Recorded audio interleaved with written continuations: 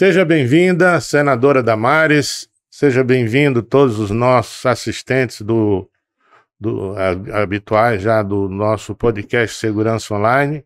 Hoje nós temos aqui essa pessoa maravilhosa, essa pessoa batalhadora pela luta, defesa das mulheres, dos idosos, das crianças, de tudo que está errado e que o Brasil não toma conta.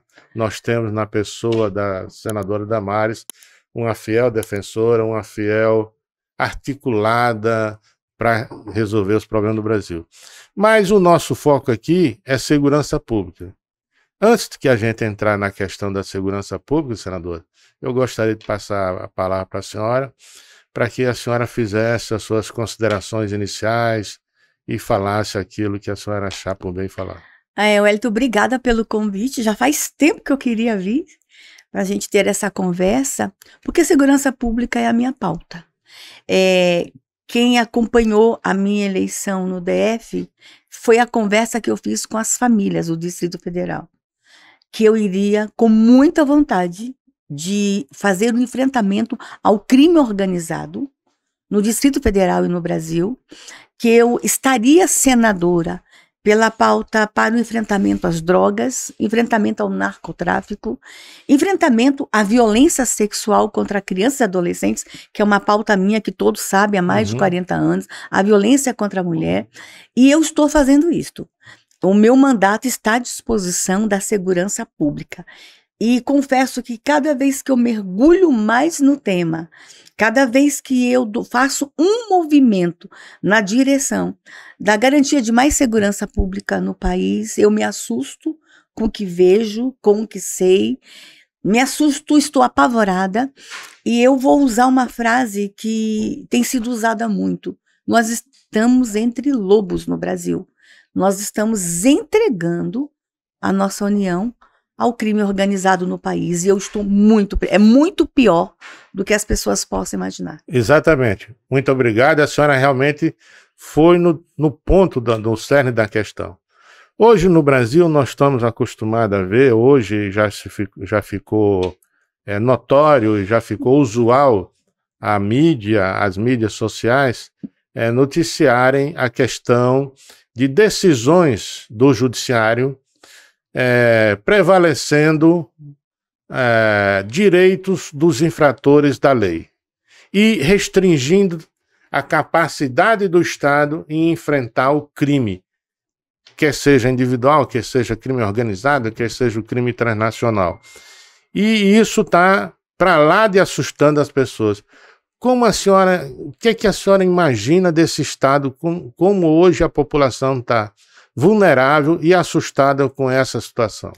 O que eu lamento muito é que o judiciário, os nossos nobres magistrados, eles não circulam nas ruas, como eu, como o senhor. Eles não estão, de fato, lá nas comunidades e sabem o que está acontecendo. Eles julgam a letra fria e morta quando um processo chega na mão deles. Quem melhor produziu prova, ele vai julgar de acordo com as provas. E quando ele pega um processo daquele, ele esquece os nuances que tem em volta, E nós estamos aí com decisões não acertadas na área da segurança. Decisões questionáveis em todos os sentidos. Quando eu vejo, por exemplo, as famosas saidinhas, né? As famosas saidinhas que o Congresso agora está se debruçando sobre esse fato. Inclusive, eu sou autora de um projeto de lei. As pessoas falam muito da saidinha, mas esquece o preso que está em prisão condicional. E é um direito dele ir para o regime condicional. É um direito dele ir para o regime semiaberto. Isso faz parte de um sonhado processo de ressocialização. Só que no período em que ele está em condicional, muitos rescindem e cometem crimes. O que fazer quando ele está em condicional e comete um crime? Nós vamos ter que, a partir de agora, agravar a pena. Ele tem que ser, de acordo com o meu projeto de lei, ele tem que ser recolhido, perde todo o direito da liberdade, do regime, do benefício, do condicional, a pena dele, que ele estava cumprindo, agrava-se mais 30% e vai responder a pena do crime cometido. Então, mas o que a gente tem visto hoje? A gente tem visto a história do desencarceramento, as saidinhas. Quando a gente vê um filho que matou o pai receber o benefício de saidinha no Dia dos Pais. Quando a gente vê pais que mataram filhos receber o direito da saidinha no Natal, receber o direito da saidinha no Dia das Crianças, chega a ser irônico. Então, a gente tem encontrado no judiciário decisões não acertadas na área da segurança pública. Recentemente, um magistrado, ao julgar um caso de abuso sexual, o réu teve relações sexuais com uma menina de 13 anos. E ele foi absolvido porque o magistrado disse que a menina estava bêbada, que a menina queria. A gente sabe o que está acontecendo com a erotização infantil no Brasil. Os meninos estão indo para as atividades sexuais cada vez mais cedo. Mas é por isso que eu vou flexibilizar um crime de pedofilia, um crime de estupro contra vulneráveis. Então, o que a gente tem visto? A falta de interação deles com os reais problemas. Descer de suas cadeiras, descer de suas tribunas e vir conhecer a realidade aqui. O nosso povo está em desespero. E a gente vai ter que ter tendo um descompasso no Brasil. O legislativo fala uma coisa e o judiciário está falando outra. E lá na outra contramão está o executivo sem políticas públicas, de fato, de prevenção ao crime e sem, por exemplo, o cuidado com os nossos presídios. Nós temos agora, está em discussão na agenda política nacional, a questão da liberação das drogas por uma decisão do Supremo Tribunal Federal. Ora, essa questão já tinha sido legislada. Se não foi bem legislada, que se faça nova legislação. Mas o Supremo legislar sem ter o condão constitucional para aquela atividade, isso é temerário. E o mais temerário ainda, os países no mundo que liberaram a maconha, Canadá, Suécia, a Holanda, que é o caso mais emblemático, antes de liberar as drogas, que eu acho errado, eles providenciaram que o Estado produzisse a cannabis suficiente para os novos adeptos.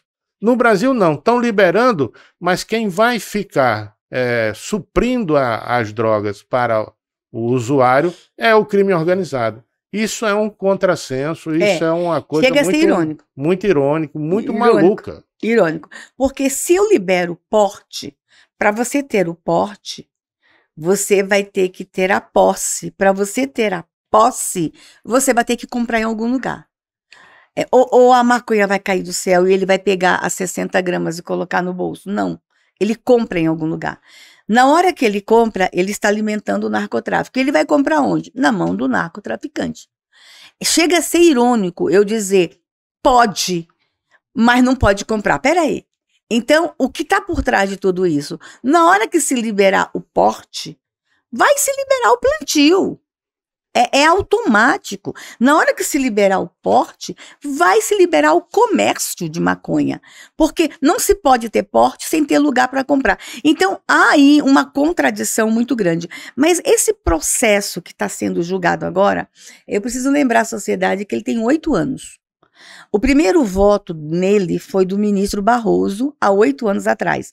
Eu estava dentro do Supremo Tribunal, como ativista, sentada na primeira poltrona, olhando para o Barroso, proferiu o voto naquele dia, Barroso, Gilmar e Fachin. Teve um dos votos, eu não vou tensionar um dos 3, que quando ele deu, eu chorei, porque ele deu sorrindo. E esse processo ficou parado em 8 anos e agora a discussão volta. Deixa eu lhe dizer uma coisa, vamos fazer uma meia-culpa aqui agora. Eles nos deram um respiro de 8 anos para a gente mostrar que nós tínhamos uma alternativa melhor que aquele projeto. Houve um descompasso. Nesses 8 anos, o executivo não apresentou de verdade um grande programa de prevenção ao uso de droga. Nos últimos 30 anos, qual foi o ministro da Justiça? E aqui eu faço a meia-culpa ao nosso governo também. O nosso governo teve 2 anos de muito enfrentamento à pandemia. Os gestores, que foram gestores no mandato passado, prefeitos e governadores, eles não conseguiram cumprir metas. A pandemia nos fez virar o carro, nos fez virar o curso do trem. Foi isso que aconteceu. Tudo que a gente planejou teve que ser replanejado. Mas vamos voltar aos governos anteriores e trazendo aqui para a mesa também o governo Bolsonaro. Qual ministro de Justiça que eu só falaria aqui agora? O senhor que fala muito de segurança. Nos últimos 30 anos, que apresentou de verdade um programa de segurança pública, qual foi? Nenhum. O governo Bolsonaro, a gente ainda teve ali um problema de ter tido 3 ministros da Justiça. Fizemos muito, mas eram ações assim de repressão. O Ministério da Justiça fez muita ação de repressão e que deu muito certo. Muito certo. Droga, né? A questão das drogas, a pedofilia. Nós prendemos milhares de pedófilos no Brasil, prendemos milhares de agressores de mulheres, de agressores de idosos. Foi a primeira vez que se houve uma operação integrada de todas as polícias no Brasil para enfrentar a violência contra a pessoa idosa. Nós tivemos ao mesmo tempo, numa única operação, no mesmo dia, em 2.500 municípios prendendo agressores de idosos. Então, fizemos muitas operações. Mas, daí, esses caras são presos, vão para uma audiência de custódia, voltam para casa. E com relação ao idoso, deixa eu contar uma coisa para o senhor, com relação ao idoso, o meu desespero nessa operação. A gente prendia o cabra, o agressor do idoso. Quando chegava na delegacia, era dado como menor potencial ofensivo. Veja só, aquele que ameaça a mulher, tem uma lei Maria da Penha. Só pela ameaça ele pode ser recolhido. Nós levamos agressores de idosos, torturadores de idosos, que quando chegava lá, o nosso estatuto da pessoa idosa prevê um crime de menor poder ofensivo. E também o Código Penal. Então a gente prendia um homem que ameaçava uma mulher e mandava para casa o agressor de idoso para continuar agredindo o idoso. Pronto, a senhora chegou no ponto X da questão. Senadora, o legislativo brasileiro não é um grande culpado nessa questão. Nós temos aí um Código Penal de 1940. A sociedade se modificou, se alterou. Hoje não existe mais nem resíduo do que foi há 10 anos, quanto mais em 1940. Por que essa matéria ela não tem celeridade dentro do Parlamento Nacional? Veja só, a gente volta lá às drogas. O Supremo está 8 anos decidindo uma coisa que era para a gente já ter apresentado uma proposta, feito o enfrentamento. Se o Supremo legalizar, descriminalizar o uso da maconha, vai ser um reconhecimento da falência do Estado. E aí vai ser um reconhecimento dos 3 poderes de nós não conseguimos. E isso me preocupa. Quando um Estado tem que legalizar as drogas porque não deu conta de combater o narcotráfico, não deu conta de apresentar um programa de prevenção às drogas para jovens e adolescentes. Essa decisão do Supremo, se ele decidir pela legalização, e a tendência é essa, os votos que nós estamos lendo, vai ser um dia de luto para o Brasil. Na Bíblia, o povo judeu, quando eles estavam em luto ou em tristeza, eles se vestiam de saco e se pintavam de cinza, que era uma forma de expressar dor e luto. Nós vamos ter que nos vestir de saco no Brasil e chorar e clamar nas praças, porque nós vamos dizer, o Estado faliu, não deu conta de combater o narcotráfico, estamos liberando as drogas. A minha pergunta é, no momento que o Estado libera as drogas porque não deu conta, nós vamos liberar um dia o estupro porque não estamos dando conta de combater o crime? A lógica para mim é a mesma. Então a gente tem que fazer essa discussão muito pé no chão. Aí eu só pergunto, e o Legislativo? O projeto de lei de reforma do Código Penal, ele está na gaveta do Senado desde 2012. É o projeto de lei 636 de 2012. Eu estava lá como assessora quando essa discussão começou. Mas para o projeto ser apresentado em 2012, ele teve um ano de debate antes, final de 2010, o Congresso Nacional elege uma comissão de juristas especialistas em direito criminal, direito penal, e essa comissão andou pelo Brasil colhendo subsídios e contribuições, e em 2012, julho de 2012, Eu estava dentro do evento, quando essa comissão de juristas entregou uma minuta de um projeto de lei ao presidente Sarney. Uma péssima minuta, péssima. Entregou. Nós achávamos que o presidente Sarney ia pegar a minuta, mandar para a consultoria e elaborar em cima daquela minuta uma boa proposta. O presidente Sarney, na pressa de reformar o Código Penal, ele pega aquela minuta e transforma em projeto de lei.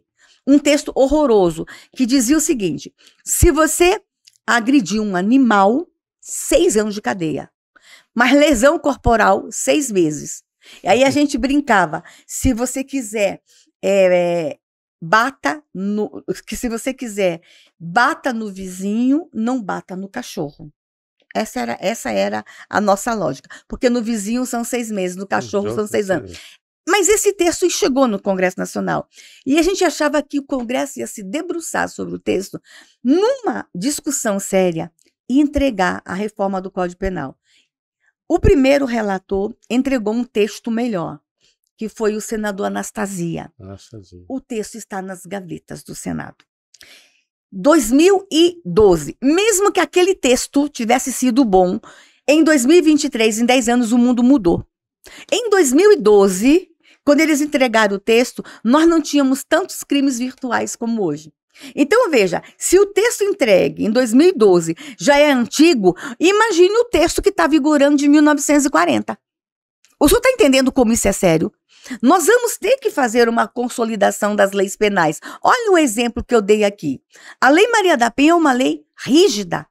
A Lei Maria da Penha foi considerada, o ano passado, a 3ª melhor lei de proteção de mulher no mundo. Então, nós temos uma boa legislação. Mas quando eu pego a Lei Maria da Penha e olho o Estatuto do Idoso e olho o Código Penal, eu falo que salada absurda é essa? E essa salada leva o juiz a fazer a livre interpretação. E aí, decisões não são acertadas. Nós precisamos fazer a reforma do Código Penal urgente, pé no chão. Afastar desse tema todas as ideologias, reunir senadores e deputados, talvez uma grande comissão no Congresso.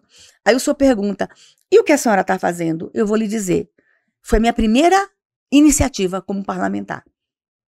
Eu apresentei o pedido para se formar uma mega comissão e eu queria estar na frente da relatoria, junto com grande... Tá bom, tem pessoas mais antigas na casa, mas eu queria ser uma correlatora, uma relatora adjunta, uma vice-relatora e lutar e levar para lá o crime que eu lido todo dia. Seu Wellington, eu lido com o submundo.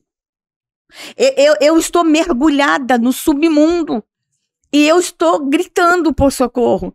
E os meus eleitores viram isso em mim e me mandaram para o Congresso Nacional. Eu lido com o submundo da pedofilia. O senhor sabe o que é receber no celular uma imagem de uma criança de 8 dias sendo estuprada? Maria. Porque ultimamente no Brasil explodiu o estupro de recém-nascido. Um vídeo de estupro de recém-nascido custa 50 mil reais no Brasil. Tem mercado. Ora, se tem mercado, é porque tem demanda. Se tem demanda, vai ter oferta. Então, o que a gente está vendo? Pais que não são nem pedófilos, estuprando recém-nascidos para gerar imagem para essa indústria macabra. Eles não sentem nem prazer no ato, mas ganha dinheiro com o ato. Então, o que a gente está vendo? Nós vamos ter que enfrentar essa demanda com coragem. Eu só vou acabar com a oferta quando eu acabar com a demanda.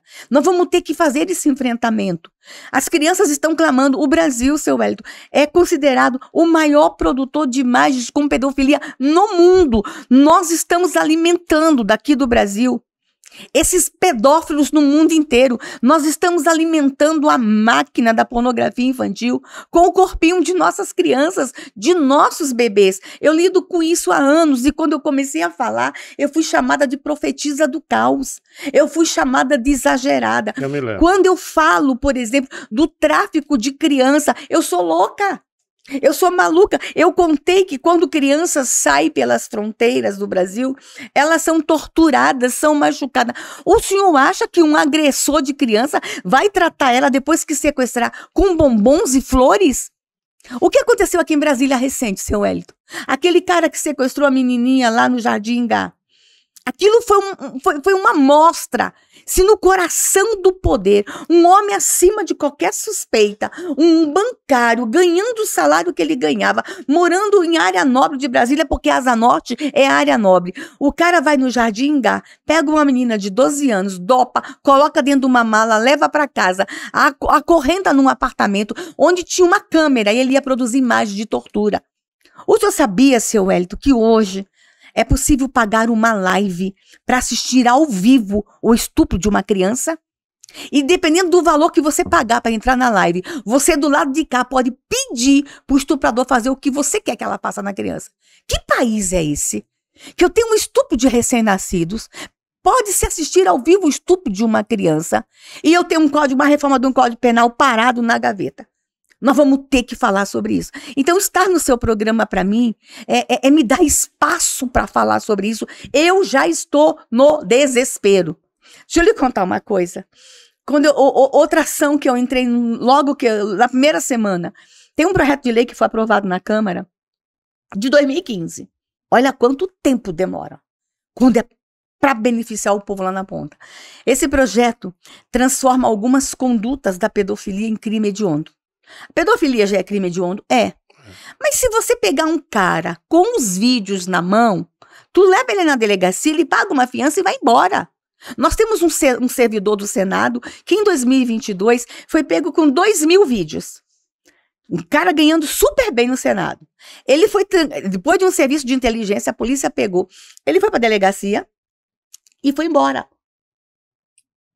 Pagou uma fiança de 15 mil reais e foi embora. Deixa eu lhe perguntar, seu Wellington, por que esse homem foi embora? A decisão dizia que ele não oferecia risco para a sociedade, que os vídeos eram para prazer pessoal. Aí, esse ano agora, no governo Lula, teve uma operação no Rio de Janeiro e pegaram um homem, se não me engano, um advogado, com 20 mil imagens. Esse nem pagou fiança. Deixa eu lhe falar, o ano passado, 2 mil. Esse ano, 20 mil. O ano que vem vão pegar um com 2 milhões de mais. Deixa eu lhe falar uma coisa. 2.000 vídeos de estupro de crianças. Vamos imaginar que tenha crianças em dias diferentes, a mesma criança, em dias diferentes, em posição diferente. Mas, no mínimo, 1.000 crianças foram estupradas para esse bandido ter 2.000 vídeos no celular dele. Eu lhe pergunto, inclusive tinha bebês, eu lhe pergunto, isso é pouco? Aí tem esse projeto que passou na Câmara para tipificar a conduta de quem compra, quem armazena e quem compartilha como hedionda. Eu estou há 8 meses. O senhor não tem ideia a loucura que foi para conseguir todas as assinaturas para pedir regime de urgência a esse PL. Consegui as assinaturas em 3 semanas. Eu cheguei a chorar na tribuna.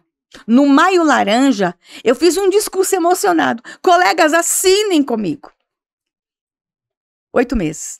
Consegui a assinatura. Agora eu pergunto, vai colocar na pauta? Então, o legislativo vai precisar ser mais aguerrido na pauta de segurança pública no Brasil. Senadora, esse relato que a senhora está falando me deixa até entristecido e meio emocionado, porque é um negócio muito maluco. Muito. E eu vejo isso e avalio agora o papel da sociedade civil nessa questão. Hoje nós temos uma mídia que demonizou a polícia brasileira. Não é só a polícia militar, a polícia civil. Foi o Estado agir para defender o pacto social, a mídia trabalha contra a polícia. O que é que acontece que essas empresas de mídia oficial no Brasil, que são concessão pública, não tem como o Estado controlar essa questão da falsa demonização, da demonização ideológica da polícia no Brasil? Nós vamos ter que falar sério sobre isso. Por exemplo, seu Wellington, nesses dias de legalização das drogas, eu queria muito que a sociedade reagisse.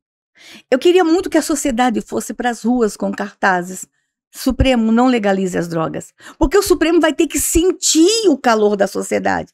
Enquanto eles não sentirem que nós não queremos isso de verdade, eles vão achar trancado nos gabinetes deles que eles estão certos. E aí, com algumas instituições pró-maconha, levando para ele números que não são verdadeiros.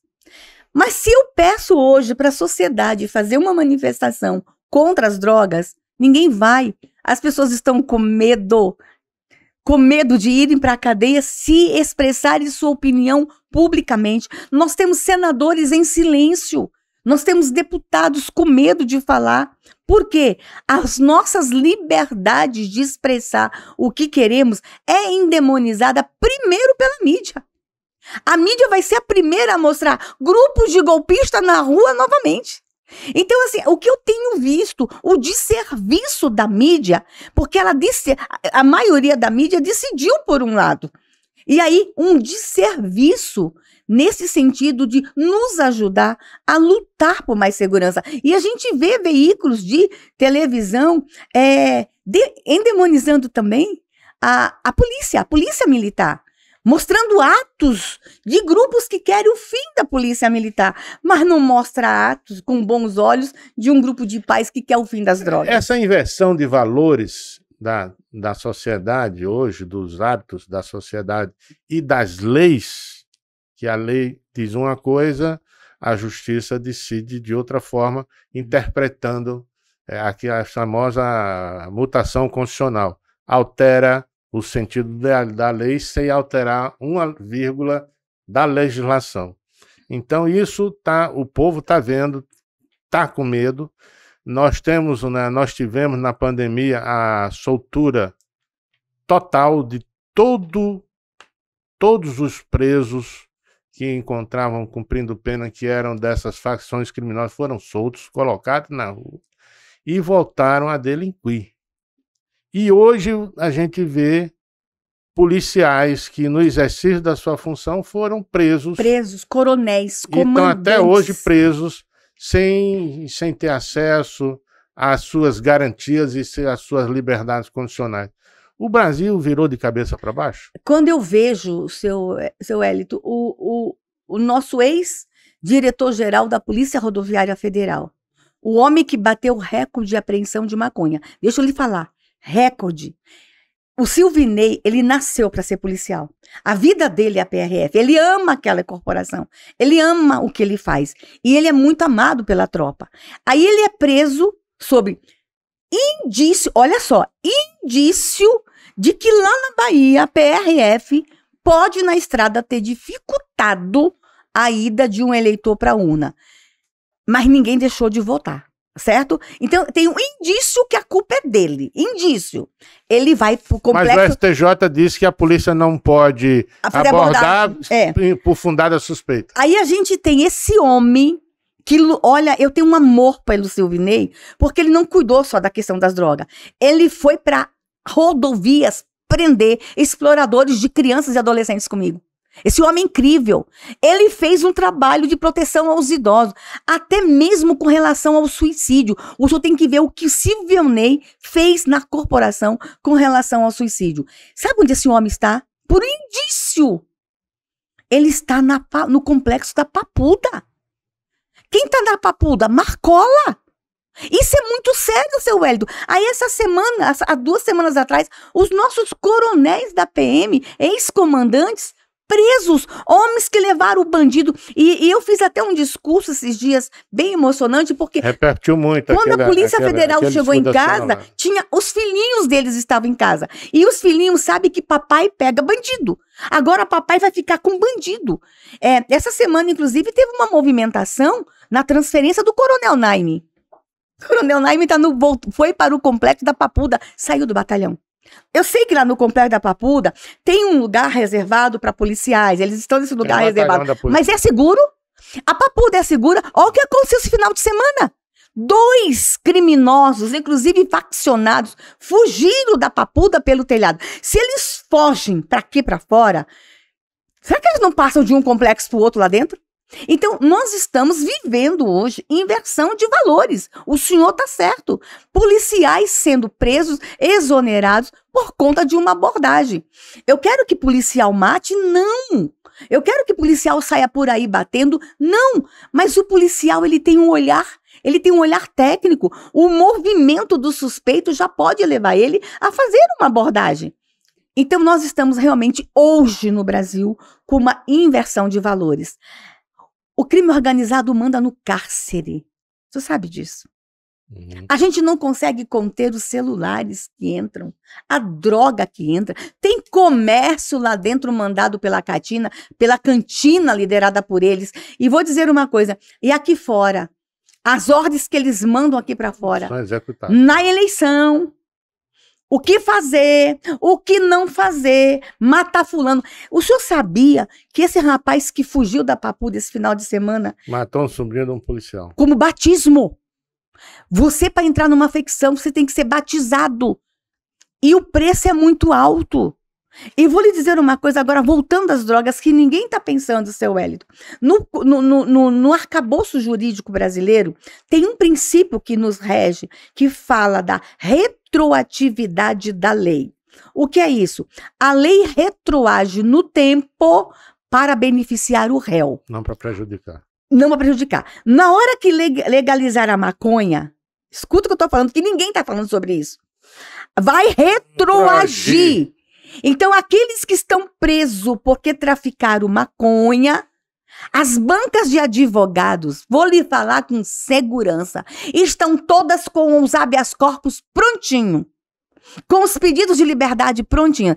Legalizou de manhã, no outro dia vai ser uma chuva de pedido de liberdade de habeas corpus. O que eu vou lhe dizer? A lei vai retroagir e milhares de traficantes vão para a rua. Quando esses cabras forem para a rua, eles vão vir movidos de ódio de quem denunciou ele. Quem vai ser a primeira vítima? A testemunha. Quem vai ser a segunda vítima? O policial. Então, assim, nós estamos diante de um problema seríssimo. A sociedade tem que entender que nós estamos correndo risco de todas as formas. O crime está mandando no Brasil. Quando a gente viu, o seu Wellington, a polícia não entrar em comunidade durante a pandemia, o que aconteceu nesses 2 anos? Eles se fortaleceram. Eles treinaram grupos dentro das comunidades. Eu vou lhe contar um caso que vocês podem achar um horror, mas eu tô falando com muita precisão, porque isso eu ouvi lá na ponta. Lembra daquele menininho que foi encontrado num barril amarrado lá em Campinas, que a família tinha amarrado? É uma comunidade. Cadê o conselho tutelar? Havia uma deliberação que não podia entrar na comunidade. E aí? O menino quase morre. Quantos morreram na pandemia? Quantos foram estuprados? Porque o nosso Poder Judiciário disse que a polícia não podia ir nas comunidades durante a pandemia. Então, agora, eles podiam assaltar nossas casas durante a pandemia. Agora, deixa eu lhe falar, nós vamos ter que fazer uma revisão urgente. Nós vamos ter que parar tudo que nós estamos fazendo no Brasil e pensar em segurança pública. Por quê? Sem segurança pública eu não tenho economia forte. Adianta eu trazer aqui para o DF um monte de empresa para gerar emprego se eu não vou garantir o empregado chegar vivo na empresa? Não. Chega essa hipocrisia, discutir a reforma tributária e não discutir paralelamente a reforma do Código Penal. Qual é o investidor internacional que vai querer vir para o Brasil e saber que vão poder invadir a empresa dele e não vai ter mais reintegração de posse? Como é que eu vou cuidar do Brasil sem cuidar de segurança? Então isso aí a senhora está colocando um quadro de inversão total de valores. Sim. E isso se deve a quê? À evolução do crime, à ineficiência do Estado, à anomia do Estado ou à vitória do crime organizado. O que é que aconteceu? A falta de coragem dos políticos enfrentarem. O senhor acha que eu não escuto todo dia no meu ouvido, cala a boca, você vai morrer? Eu não vou me meter com isso não, isso é muito perigoso. Eu escuto dos colegas. O que está faltando? Vontade política. O que está faltando? Coragem. O que está faltando? Todo mundo se unir. E os criminosos precisam entender que nós somos maioria. Eles não podem ditar regras no Brasil. Eles estão na porta de escolas. Eles estão ameaçando adolescentes em porta de escola. O senhor sabia que nós tivemos um caso, isso é muito grave. Em Fortaleza está sendo muito conhecido como as meninas do crime estão sendo assassinadas. E às vezes não são nem meninas envolvidas com crime, mas o dono da facção que é aquela menina. E se ela disser não, ela morre. Nós tivemos um caso de 2 adolescentes que estavam na praia e elas tiraram foto assim, ó. Legal. A facção do bairro delas entendeu que isso aqui era o símbolo de uma outra facção. Elas foram mortas. Nós temos lá no Acre as meninas que começam a namorar meninos faccionados. Para elas saírem do namoro ou saírem da companhia deles, elas têm que se converter a uma igreja evangélica. É a única forma que eles deixam. Aí essas meninas oficialmente fingem que estão se convertendo e começam a ir para a igreja. Eles vão para a porta da igreja para saber se ela está frequentando o culto ou não. O que é isso, seu Wellington? O que é isto? Menina sendo decapitada no Brasil porque não quis ficar com o líder de uma facção. Deixa eu dizer uma coisa, não tem romantismo no crime organizado. Ele é o protetor da comunidade. Pare com isso. Eles machucam mulheres. Eles estupram mulheres. Eles cortam cabeça de mulheres. Eles assassinam mulheres. Eles não são heróis coisa nenhuma. Eles são bandidos. A senhora tem medo?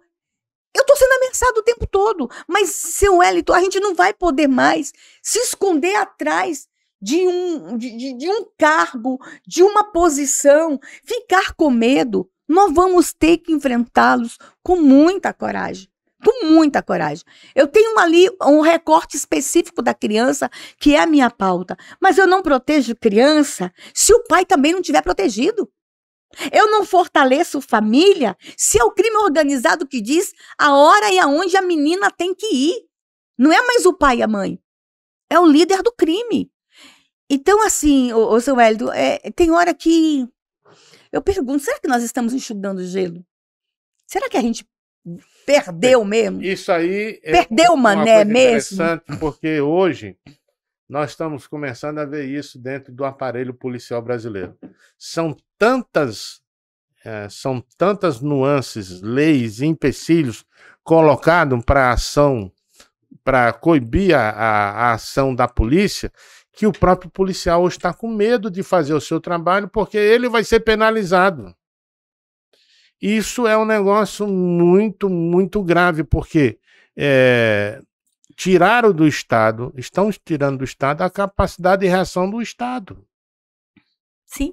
Quando fragiliza a polícia a esse ponto, o próprio Estado fragiliza, ele está se autofragilizando.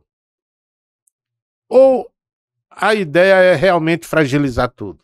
Seu Wellington, eu não quero acreditar nisso. Eu não quero acreditar que há um projeto de poder escrito pelo crime organizado e que eles nos últimos 30 anos conseguiram colocar em execução um projeto e que é eles que mandam no Brasil, como a narco-guerrilha, os narcos. Guerrilheiros mandaram em alguns países da América do Sul. Eu não acho que seja isso. O que eu acho é que desvalorizamos a polícia no Brasil. Seu Wellington, você sabe a luta que foi para conseguir o aumento dos policiais aqui do DF? Sim. E eles nos agradecendo com o coração, fazendo festa porque nós conseguimos o aumento. Tinha que agradecer não, era obrigação nossa. O senhor tem ideia como é que está a polícia lá na ponta? O senhor tem ideia de como é que está o fórum? Eu fui numa cidade de Santa Cruz do Arari, no Marajó, em que o juiz, a sala dele, quando você abre a salinha da frente, a porta da frente, dá dentro da sala da audiência. Entre ele e a porta, não tem um guarda. Ele faz audiência com a arma na cintura. Porque ele é ameaçado toda hora ali na rua, que vão entrar e vão matá-lo. É isso que nós temos lá na ponta. Nós temos delegacias sem estrutura, nós temos viaturas quebradas, nós temos policiais no limite, nós temos policiais com problema de saúde emocional. Suicídio dentro da polícia. Suicídio entre eles, suicídio. Policiais que os filhos estão se automutilando, policiais que os filhos estão em depressão. Nós não cuidamos dos nossos. Então, eu não acredito que seja um projeto de poder e que o crime organizado ganhou. Eu acredito que nós falhamos na valorização do agente de segurança, na ampliação do serviço de segurança pública. Olha o orçamento da União, seu Wellington. Olha quanta coisa ali no orçamento da União que a gente podia mudar a lógica do orçamento da União. Vamos parar tudo. Esse é o ano do PPA. do governo federal apresentar o PPA, que é o Plano Plurianual para os próximos 3 anos. Vamos olhar como é que está o PPA, o que está previsto de ações na área de segurança. O que eu acho que faltou foi que foi indo, e a gente perdeu a mão. É o que eu entendo que está acontecendo no Brasil. Mas dá tempo da gente... Eu ainda sou otimista da gente fazer o caminho de volta. Mas tem que ser agora. Não pode esperar daqui a algum tempo. Tem que ser agora, tem que ser hoje. Eu tenho que sair daqui hoje e encontrar no Senado a decisão do presidente do Senado, que ele montou a comissão da reforma penal. Eu tenho que sair daqui hoje e ver que a LDO, que apelou ao projeto de lei de orçamento que o governo mandou, está prevendo mais recursos para a segurança. Tem que ser hoje. Não pode ser mais amanhã. É agora. A senhora falou uma coisa interessante. Hoje nós lutamos com a escassez orçamentária no Brasil devido à questão econômica. O nosso endividamento é maior do que a nossa capacidade de investimento. E uma das áreas mais penalizadas nessa história toda é a segurança pública. Sim. Nós precisamos redirecionar recursos para a área de segurança. Nós temos uma polícia no Brasil trabalhando como em 1920, fazendo blitz, como os alemães faziam na época da guerra, nos militares, a blitz, mostrar força naquele local. Naquele local realmente vão pegar alguma coisa, mas o grosso da criminalidade vai estar fora dali. E isso não resolve. Países como a América, os Estados Unidos, investiram em ciência e em tecnologia.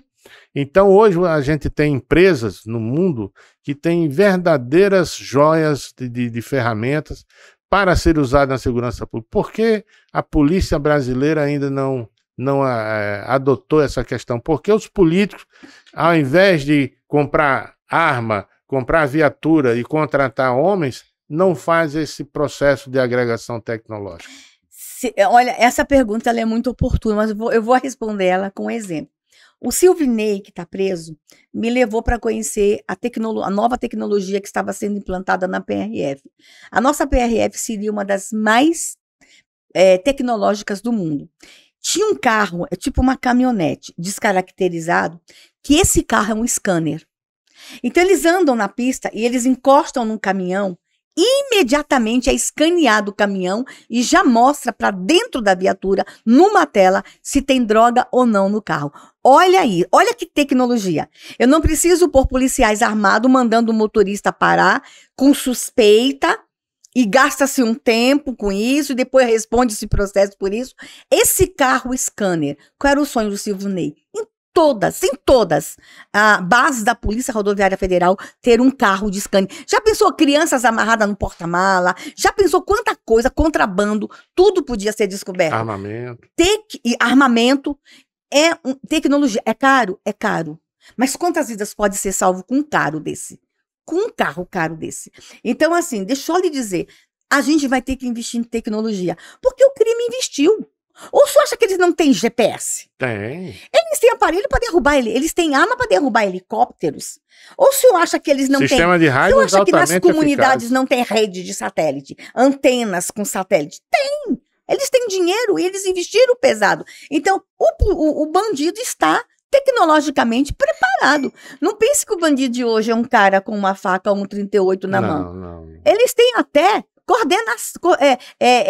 imagens para fazer localização, GPS, coordenadas, eles trabalham em cima de coordenadas.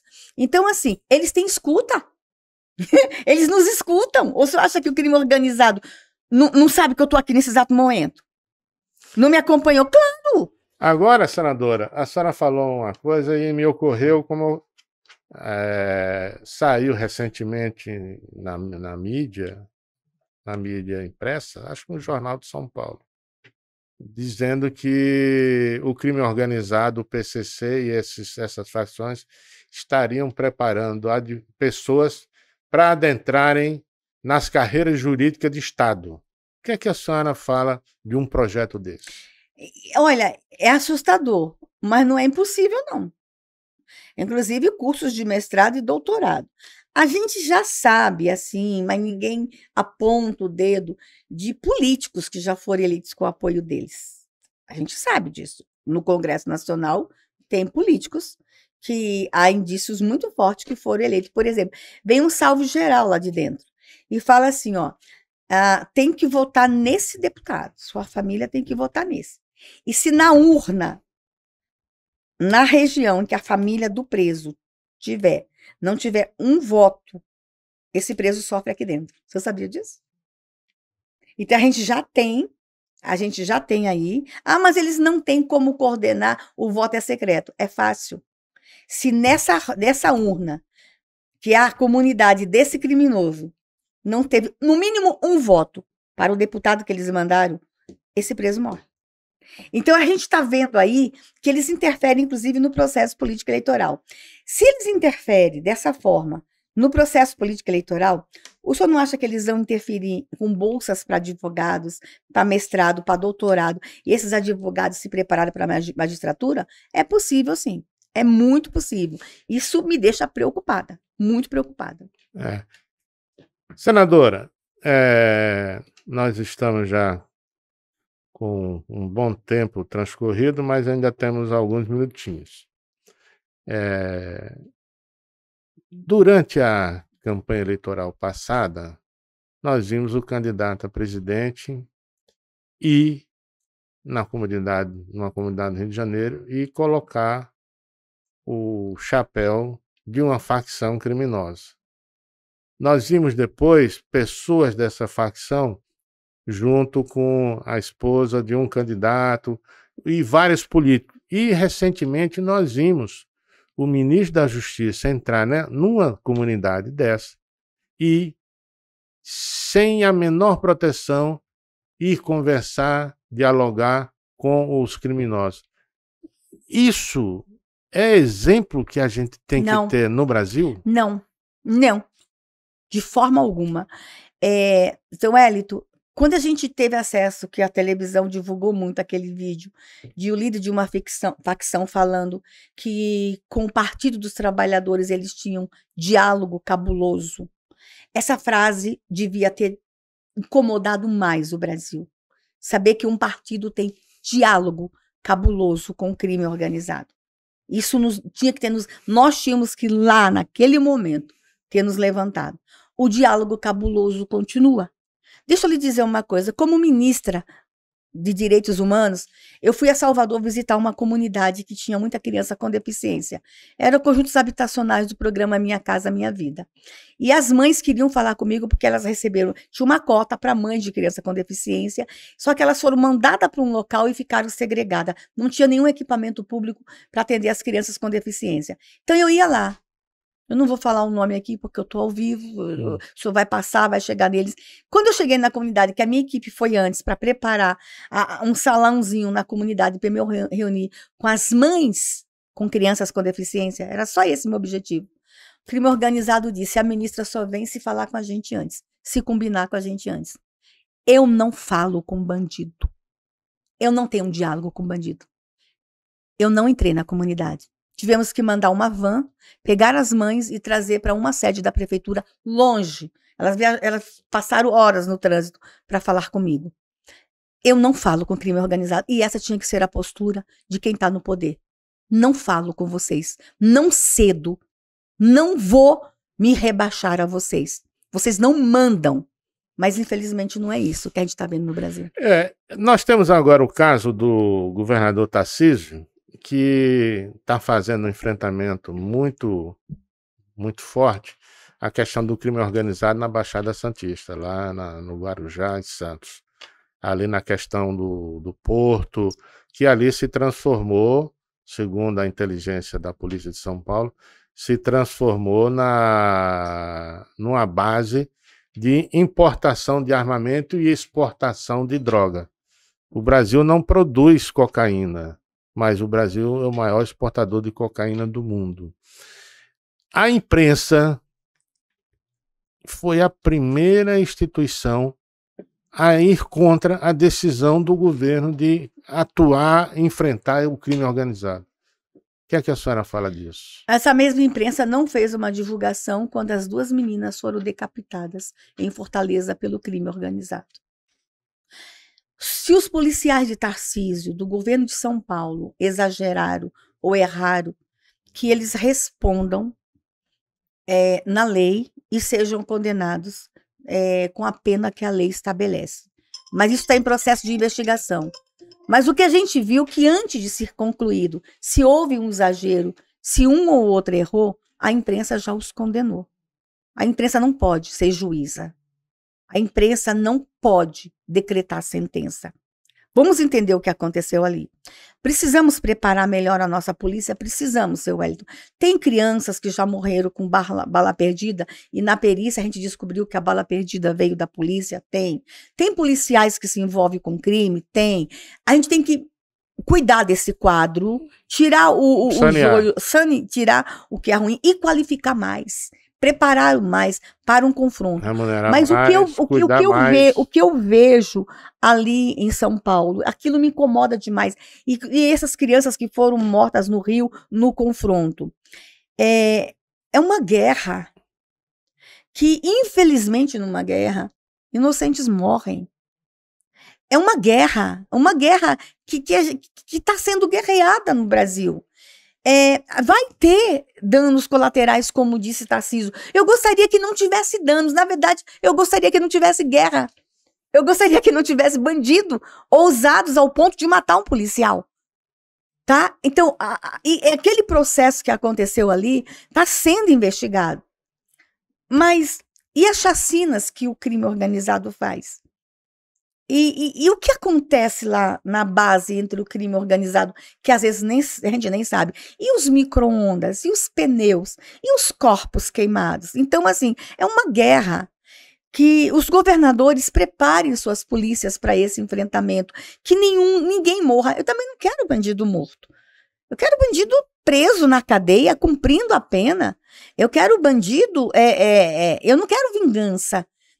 A gente tem que separar muito a justiça da vingança. Eu quero aplicação de justiça no Brasil. Me preocupo com a vingança, com o revanchismo, porque a vingança pode vir dos dois lados.